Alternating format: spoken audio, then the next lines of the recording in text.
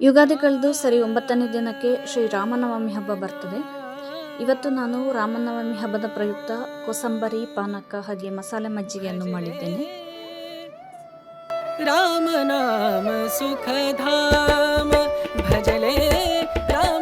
ಕೋಸಂಬರಿ ಮಾಡಲು 2 ಗಂಟೆಗಳಷ್ಟು ನೆನೆಸಿಟ್ಟಂತಹ ಹೆಸರು ಬೇಳೆಯನ್ನು ತಗೊಂಡಿದ್ದೇನೆ.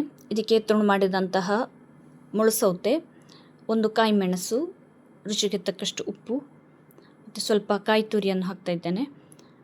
ಇದಕ್ಕೆ ಒಗ್ಗರಣೆಗೆ 2 ಚಮಚ ಎಣ್ಣೆ, ಸಾಸಿವೆ, 1 ತುಂಡು ಮಾಡಿದ ಕೆಂಪು ಮೆಣಸು, 1 ತುಂಡು ಮಾಡಿದ ಕಾಯಿ ಮೆಣಸು, ಸ್ವಲ್ಪ ಹಿಂಗಿನ ಪುಡಿ ಹಾಗೆ ಸ್ವಲ್ಪ ಕರಿಬೇವು ಹಾಕಿ ಒಗ್ಗರಣೆ ಕೊಟ್ಟರೆ ಬಹಳ ರುಚಿಯಾಗಿರ್ತದೆ.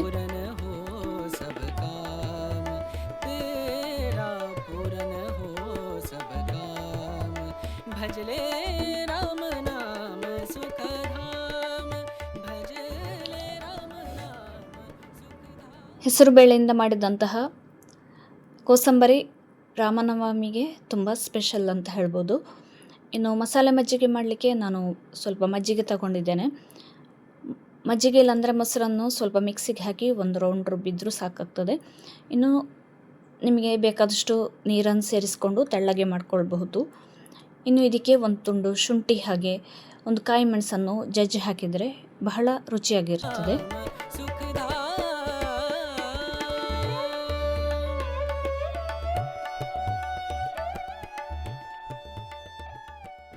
ಜಜ್ಜಿದಂತಹ ಶುಂಠಿಕಾಯಿ ಮೆಣಸನ್ನು ಸೇರಿಸಿದ ನಂತರ ಸ್ವಲ್ಪ ರುಚಿಗೆ ತಕ್ಕಷ್ಟು ಉಪ್ಪು ಹಾಕ್ತಾ ಇದ್ದೇನೆ.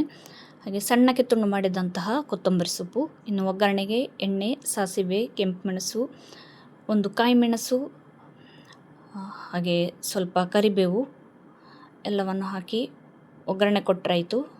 ಇದು ಅಷ್ಟೇ, ಮಜ್ಜಿಗೆಗೆ ಬಹಳ ಒಳ್ಳೆಯ ಟೇಸ್ಟನ್ನು ಕೊಡ್ತದೆ, ಬಹಳ ರುಚಿಯಾಗ್ತದೆ. ಇನ್ನು ಬಿರು ಬಿಸಿಲಿಗೆ ಇದು ಕುಡಿಯೋದ್ರಿಂದ ದೇಹಕ್ಕೆ ತಂಪನ್ನು ಕೊಡ್ತದೆ.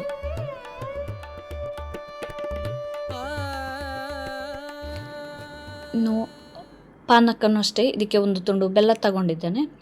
ನೀವು ಮಾಡುವ ಪ್ರಮಾಣಕ್ಕೆ ಅನುಗುಣವಾಗಿ ಬೆಲ್ಲ ತಗೊಂಡ್ರಾಯಿತು. ಇನ್ನು ಬೆಲ್ಲವನ್ನು ಪಾತ್ರೆಗೆ ಹಾಕ್ಕೊಂಡು ನಂತರ ಅದಕ್ಕೆ ನಾನು 1 ಕಪ್ನಷ್ಟು ನೀರು ಹಾಕ್ತಾ ಇದ್ದೇನೆ. ನೀರು ಹಾಕ್ಕೊಂಡು ಇದನ್ನು ಬೆಲ್ಲವನ್ನು ಸರಿಯಾಗಿ ಕರಗಿಸ್ಕೊಳ್ಬೇಕು. ತಣ್ಣಗಿನ ನೀರನ್ನು ಹಾಕ್ಕೊಂಡ್ರೆ ಬಹಳ ಒಳ್ಳೆಯದಾಗ್ತದೆ. ಇನ್ನು ಇದಕ್ಕೆ 1 ತುಂಡು ಶುಂಠಿ ಹಾಗೆ ಸ್ವಲ್ಪ ಕಾಳು ಮೆಣಸನ್ನು ಜಜ್ಜಿ ಹಾಕ್ತಾ ಇದ್ದೇನೆ. ಕಾಳು ಮೆಣಸು ಸ್ವಲ್ಪ ಖಾರ ಆಗಿ ಒಳ್ಳೆ ಫ್ಲೇವರ್ ಕೊಡ್ತದೆ.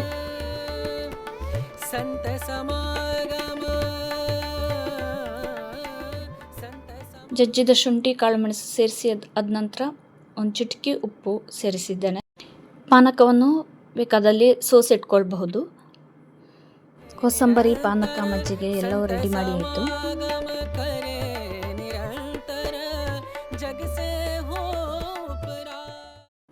ಇನ್ನು ದೇವರಿಗೆ ನೈವೇದ್ಯಕ್ಕೆ ಇಡುವುದಾದರೆ ಇದಕ್ಕೆ ತುಳಸಿ ದಳಗಳನ್ನು ಹಾಕಿ ಇಡುವಂಥದ್ದು ವಾಡಿಕೆ.